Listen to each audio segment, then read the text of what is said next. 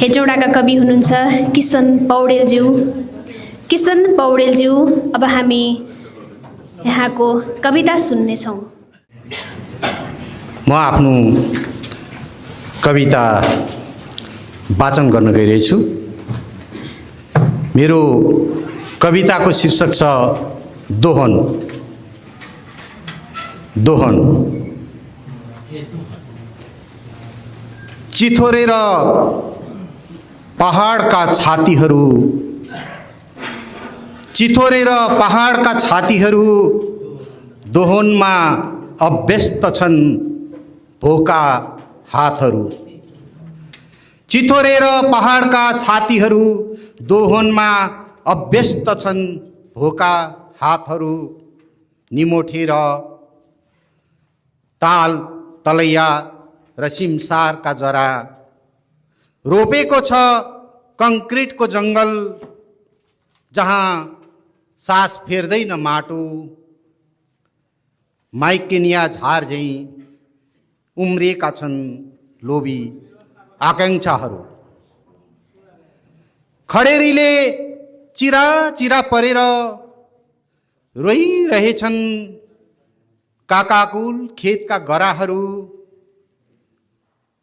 बाटो बिराएर उन्मत्त साँडै झैँ दौडिन्छन् नदीहरू।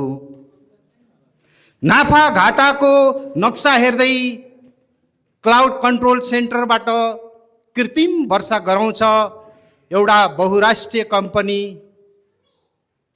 डिजिटल स्क्रिनमा गाडेर आँखा नाप्छ पानी, हेर्छ हावाको गति मौसम विज्ञान। छैन छैन फुलमा सुगन्ध, प्रेममा आत्मिक गहिराई, बगेको छ नसाभित्र रसायन। ओइलाएको छ अक्सिटोसिनको फुल, टुटेको छ सेरोटोनिनको धागो। डोपामाइनको इन्जेक्सनले फिस्स मुस्कुराउँछ। भर्चुअल दुनियाँमा रमाउँदै कृत्रिम चमक बोकेर हिँडिरहेका छन् अर्धयान्त्रिक मान्छेहरू। हामीले कहिल्यै बुझेनौँ, हामीले कहिल्यै बुझेनौँ करेन कुरुङका भाषा, भ्याकुताको सङ्गीत। कुन दिशातिर बसाइ सरे चमेराका बथानहरू हामीले ख्यालै गरेनौँ।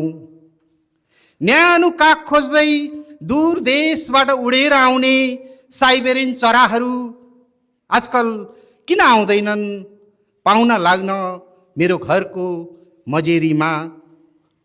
जुन किरीले गीत गाउन छोडेको छ, लाटो कोसेरो आउँदैन आँखा जुदाउन। प्रविधिको विजयसँगै हराएको छ प्रकृतिको लय।